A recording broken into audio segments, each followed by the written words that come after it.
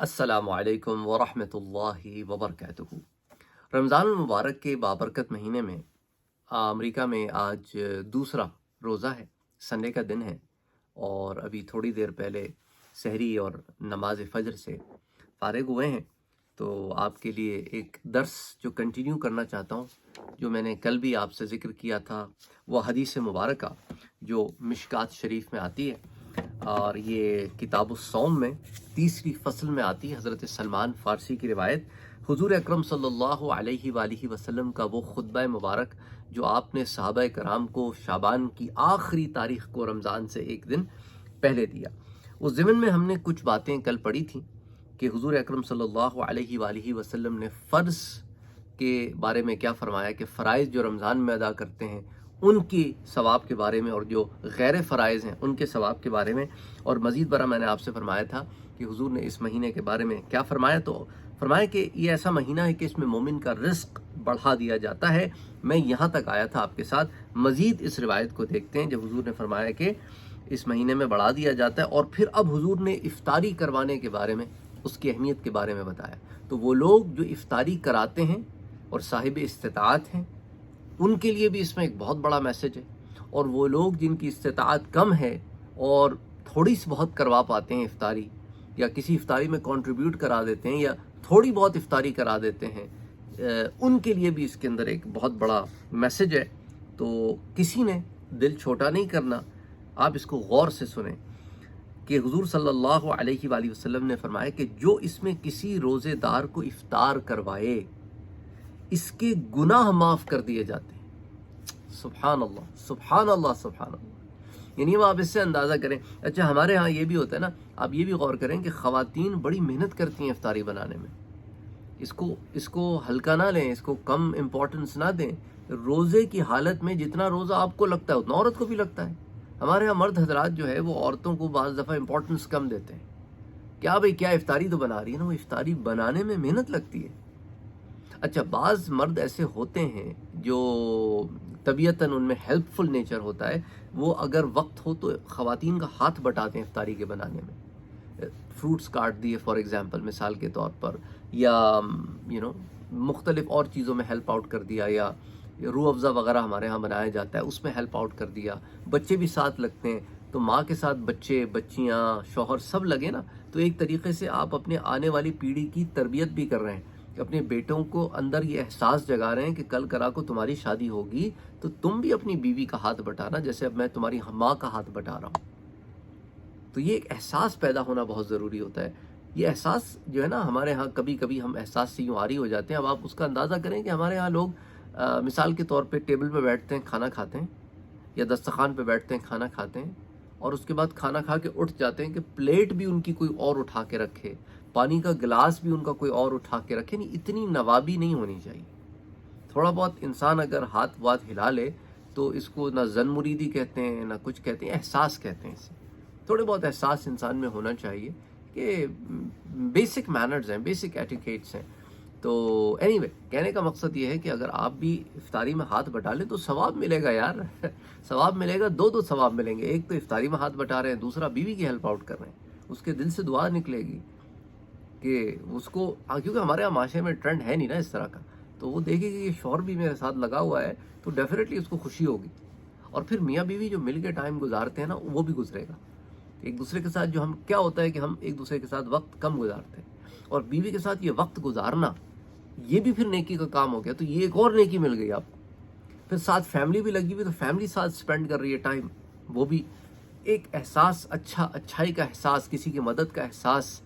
تو یہ بہت ساری نیکیاں ایڈ ہوتی چلی جائیں گی، آپ کو احساس بھی نہیں ہوگا کہ آپ نے کتنی نیکیاں، اور وہ بھی روزے کی حالت میں کر لیں۔ سوچئے گا ذرا اس کے بارے میں۔ تو میرے پیارے نبی نے کیا فرمایا کہ جو کسی روزے دار کو افطار کرائے، اس کے سارے گناہ، اس کے گناہ معاف کر دیے جاتے ہیں، تو اور اس کی گردن آگ سے آزاد کر دی جاتی ہے۔ اور کیا چاہیے بھائی؟ اور کیا چاہیے آپ کو؟ What is there more to ask؟ کہ گناہ بھی معاف ہو گئے، جہنم سے بھی چھٹکارا مل گیا۔ سبحان اللہ۔ اور ابھی بات ختم نہیں، اور فرمایا اور اس کو بھی اسی قدر ثواب ملتا ہے، اس سے روزے دار کے ثواب میں کچھ کمی نہیں آتی، یعنی جس کے لیے آپ کروا رہے ہیں نا، سبحان اللہ، اس کے ثواب میں بغیر کمی کے آپ کو بھی ثواب عطا فرمایا جاتا ہے۔ سبحان اللہ، سبحان اللہ، سبحان اللہ۔ اچھا، اس کے بعد صحابہ کہتے ہیں، حضرت سلمان نے بتایا کہ صحابہ کہتے ہیں ہم نے کہا کہ اللہ کے رسول ہم میں سے ہر ایک افطار نہیں کروا سکتا۔ اب یہ ان لوگوں کے لیے نکتہ ہے جو صاحب استطاعت نہیں ہے یا کم استطاعت والے ہیں کہ بھئی پوری افطار تو ہم نہیں کرا سکتے کہ پیٹ بھرا کے کسی کو کھلا دیں۔ تو حضور صلی اللہ علیہ وآلہ وسلم نے فرمایا اللہ تعالیٰ اس شخص کو بھی یہ ثواب عطا فرماتا ہے جو ایک گھونٹ دودھ، ایک کھجور یا ایک گھونٹ پانی سے کسی کا روزہ افطار کرواتا ہے۔ دیکھیں نا آپ، رحمت للعالمین کی رحمت جوش میں ہے، اور کیوں نہ ہو، اللہ رب العالمین الرحمن الرحیم نے رحمت للعالمین کو بھیجا ہمارے لیے تاکہ ہم ہدایت یافتہ ہو کر اللہ کے انعامات کو لیں، اس کی رضا کو لیں اور جنت میں داخل ہوں۔ تو یہ جنت کا سامان ہے، سمیٹ لو اس کو، ہیں؟ کتنا ایک آسان کر دیا نا، بات ہی آسان کر دی۔ وہ یار اگر نہیں پلا سکتے، کوئی مسئلہ کہ وہ کوئی کھلا نہیں سکتے، ایک پانی گھونٹ وہ تو پلا سکتے ہو، چھوٹی سی چھوٹی چیز نا، کھجور، ایک کھجور کھلا سکتے ہو۔ دیکھو نا ہمارے ہاں مساجد وغیرہ میں افطار کا انتظام ہوتا ہے، اس میں اگر آپ میں سے کوئی شخص پانی کا انتظام کر دے یا کھجور کا انتظام کر دے یا کوئی اور چیز کا انتظام کر دے، بھی ساروں کا نہ صحیح تھوڑا سا کر دے، جو بھی استطاعت ہو سکے، وہ بھی ایک بڑا کام ہے۔ تو دیکھیں حضور نے کیا فرمایا کہ اس کے لیے بھی یہی ثواب ہے جو اتنا بھی کر سکے۔ جو روزے دار کو، اب حضور نے فرمایا کہ جو صاحب استطاعت ہوں وہ تو اور کر سکتے ہیں، تو اب ان کے لیے کیا معاملہ ہے؟ تو حضور نے کیا فرمایا کہ جو روزے دار کو پیٹ بھر کر کھانا کھلاتا ہے، تو اب اس کا کیا ثواب ہے؟ جو زیادہ محنت کرتا ہے نا اس معاملے میں، تو اس کے لیے کیا ثواب ہے؟ تو فرمایا اللہ تعالیٰ اس کو میرے حوض سے پلائے گا کہ وہ جنت میں داخل ہونے تک کبھی پیاسا نہ ہوگا۔ اللہ اکبر، اللہ اکبر، اللہ اکبر۔ اب آپ دیکھیں نا کہ رحمت دو عالم صلی اللہ علیہ وآلہ وسلم کی رحمت جوش میں ہے، تو اور صحابہ کرام کے ہم احسان مند ہے کہ انہوں نے سوال پوچھ لیا، اگر نہ پوچھتے تو رحمت کا یہ دروازہ ہم پر نہ کھلتا۔ تو بہرحال یہ روایت ابھی جاری ہے، انشاءاللہ تعالی اس کا ایک ٹکڑا اور رہ گیا ہے، وہ میں آپ سے کل کی نشست میں ذکر کروں گا۔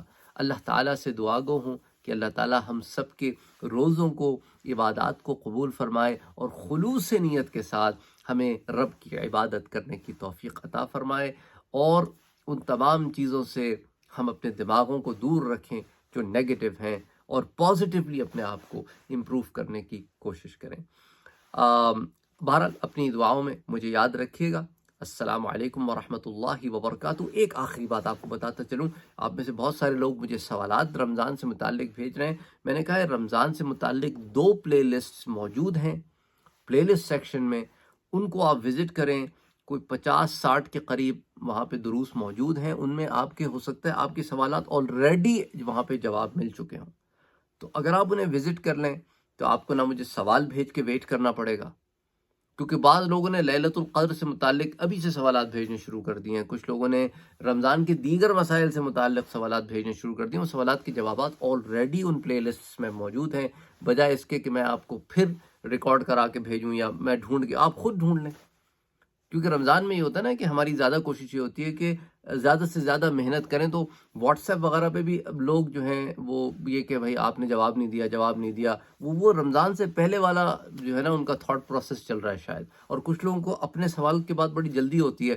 ہم نے سوال کر دیا آپ نے جواب نہیں دیا، پھر وہ آ کے یوٹیوب پہ میسیجز کرتے ہیں، پھر وہ مس کالز کا ایک عجیب، تو پلیز رمضان المبارک صبر کرنا سکھاتا ہے۔ تو یہ ہے نا کہ دوسرے لوگ بھی تو روزے سے ہوں گے اور دوسری عبادات میں زیادہ محنت کر رہے ہوں گے، تو اس لیے آپ سے کہہ رہا ہوں کہ چونکہ اب ہماری عبادتوں میں محنت زیادہ ہے، اس لیے تحقیق میں محنت کم ہے، تو اسی لیے جو ہے میرے کوشش یہ ہے کہ دن میں 1-2 دروس آپ کو دے دیا کروں، کم سے کم ایک حدیث مبارکہ سے درس دے دیا کروں اور ایک قرآن سے درس دے دیا کروں، اور دیگر جو دوسری مسائل ہیں وہ پھر ہم رمضان کے بعد انشاءاللہ تعالی دیکھیں، کیونکہ لوگوں نے وہی سوالات پھر مجھے بھیجنے شروع کر دیے ہیں جن کا رمضان سے ڈائریکٹ کوئی تعلق نہیں ہے، وہ رمضان کے بعد بھی ڈسکس ہو سکتے ہیں۔ تو بہرحال السلام علیکم ورحمۃ اللہ وبرکاتہ۔